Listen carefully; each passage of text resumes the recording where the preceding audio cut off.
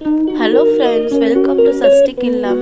சஷ்டிகில்லம் channel நீங்கள் இப்போ தான் முதல் தடவை பார்க்குறீங்க அப்படின்னா சப்ஸ்கிரைப் பண்ணிக்கோங்க. அப்படியே அந்த பெல் பட்டனையும் கிளிக் பண்ணிக்கோங்க. வாங்க இப்போ நம்ம வீடியோக்குள்ளே போகலாம். இன்றைக்கி நம்ம இந்த வீடியோவில் என்ன பார்க்க போகிறோம்னா கேபேஜ் வச்சு பக்கோடா செய்ய போகிறோம்.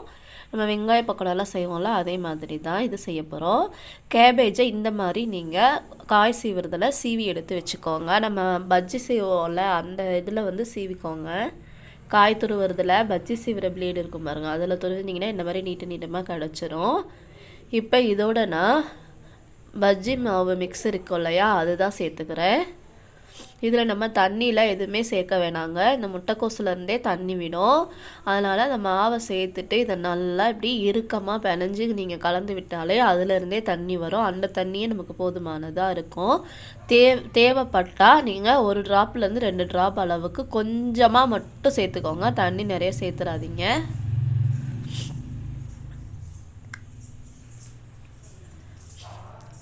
பாருங்கள், இந்த மாதிரி நல்லா கலந்து கொடுத்துக்கிட்டே இருந்தீங்கன்னா அது நல்லா கலந்துரும். அந்த மாவுலேயே உப்பெல்லாம் இருந்தது, அதனால் உப்பு சேர்க்கல. இதுவே நீங்கள் கடலை மாவு சேர்த்து செய்கிறீங்கன்னா கொஞ்சமாக பெருங்காயத்தூள், உப்பு, தனி மிளகாய்த்தூள் எல்லாம் சேர்த்து நீங்கள் செஞ்சுக்கோங்க.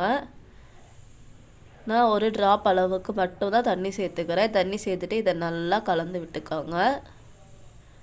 கலந்து விட்டுட்டு இது ஒரு 10 நிமிஷம் அப்படியே இருக்கட்டும். நீங்கள் உடனே கூட ஃப்ரை பண்ணலாம். நான் 10 நிமிஷம் மூடி போட்டு வச்சுட்டு ஃப்ரை பண்ணுறேன். இப்போ இதை நம்ம அப்படியே கொஞ்சம் கொஞ்சமாக எடுத்து உதிரியாக எண்ணெயில் போட்டு பொரிச்சிக்கலாம். இந்த மாதிரி எடுத்து போட்டுக்கோங்க. நல்லா கோல்டன் ப்ரௌன் ஆகிற வரைக்கும் ஃப்ரை பண்ணி எடுத்துக்கிட்டிங்கன்னா சிம்பிளாக முட்டைக்கோஸ் பக்கோடா ரெடி ஆயிடுச்சு. சாம்பார் சாதத்துக்கு சைடிஷாக வச்சு சாப்பிட அட்டகாசமாக இருக்குங்க. நீங்களும் ஒரு முறை இதை மாதிரி செஞ்சு ட்ரை பண்ணி பாருங்கள். நல்லா கிறிஸ்பியாக மொறுன்னு வந்திருந்ததுங்க. சூப்பராக இருந்தது இந்த பக்கோடா.